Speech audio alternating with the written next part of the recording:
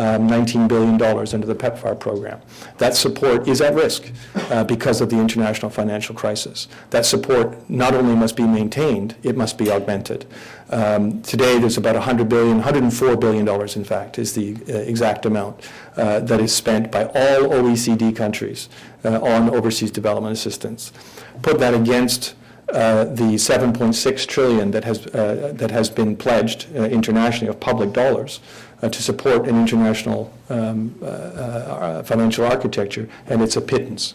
That pittance must be increased.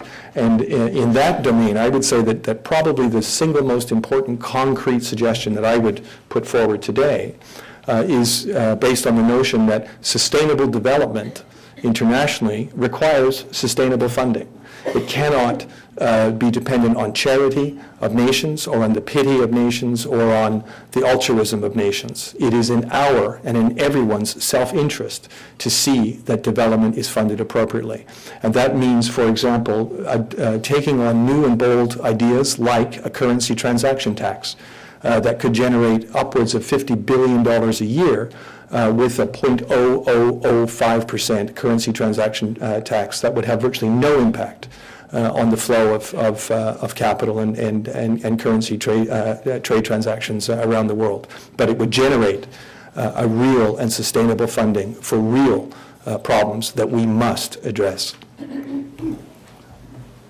Dr. Orbinski, I can't tell you decades I so admired doctors of that work.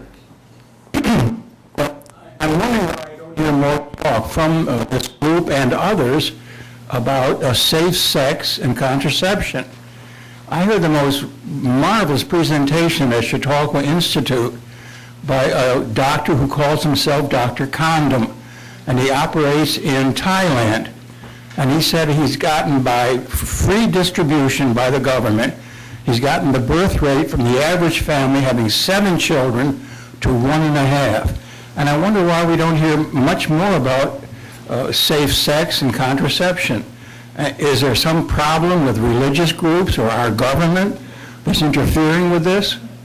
Well, it's safe sex and contraception are integral components of family planning programs around the world, and they're an integral component of the UN family planning program. They happen as well to have been a target of the Bush administration because of religious right motivations within the political base that supports the Bush administration. Discussion or use of any form of family planning or safe sex education in any American-funded overseas development assistance program has in fact been banned under the Bush administration. That is a problem.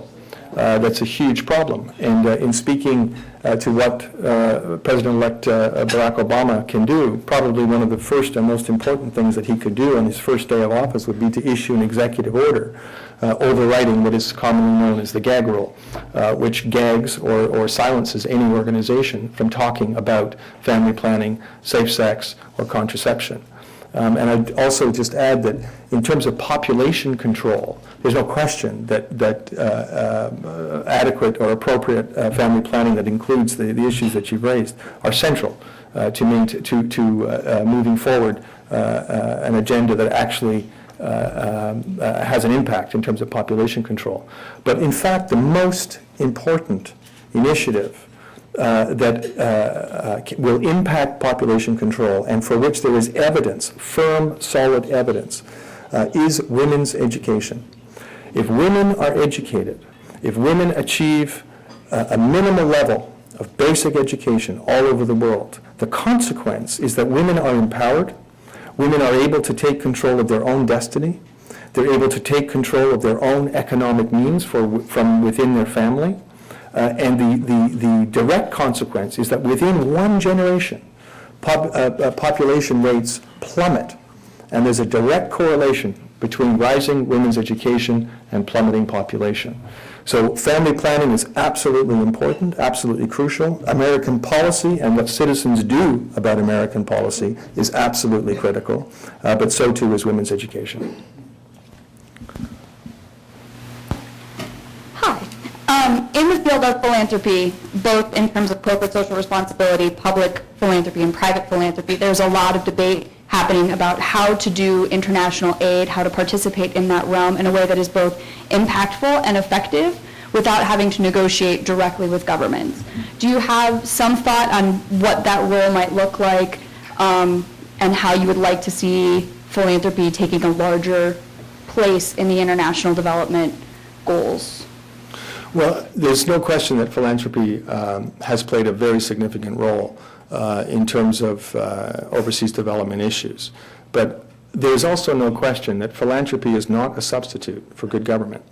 There's also no question that philanthropy is not a substitute for the provision of public goods, whether that's roads, whether that's airports, electrical grids, health, education systems, whatever.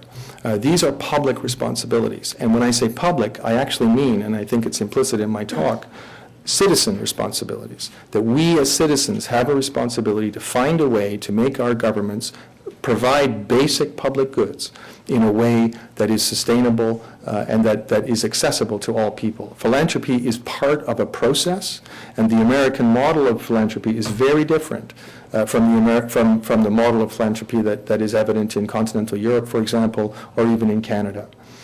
So I would be very cautious about the idea of trying to pursue a philanthropic activity in a way that actively seeks to avoid government. I think that's a huge mistake. I think that there is no question that governments are central to some of the issues that in fact, all of the issues that I've raised today.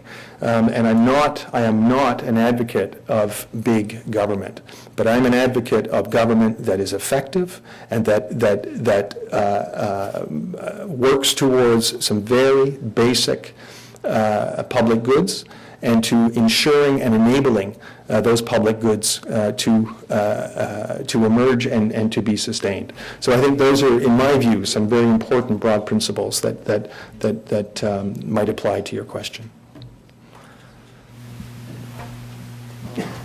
Dr. Orbinski, you described the phenomenal result that one of the organizations achieved in reducing the cost of drugs that treat AIDS, a remarkable result. It brings to mind the question of some Americans who try to get not just a dramatic, but a similar result in their cost of pharmaceuticals by buying their drugs directly from Canada. Right.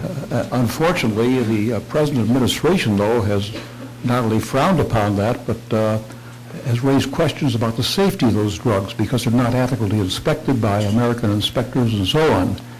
As a Canadian physician, what is your comment about the safety of those drugs?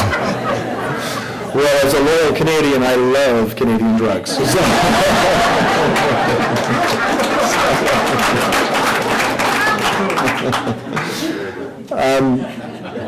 Yeah. I think the safety issue is obviously, very obviously, it's a red herring. It's just simply not. Any serious person would just simply dismiss that as silly political rhetoric. But the broader issue that you raise, the cost of drugs in America, is one that is a serious and significant issue. The cost of drugs in Canada are also rising, but nowhere near what they're rising here in America. In virtually every other Western nation in the world, there is some degree of price control put on the cost of pharmaceuticals. And there is virtually every Western nation, there is in fact public purchasing of pharmaceutical products. And I'll just remind people that even in America that's true. The vast majority of the purchase of patented pharmaceuticals is actually through public means. So the idea of a free market is a kind of another red herring here.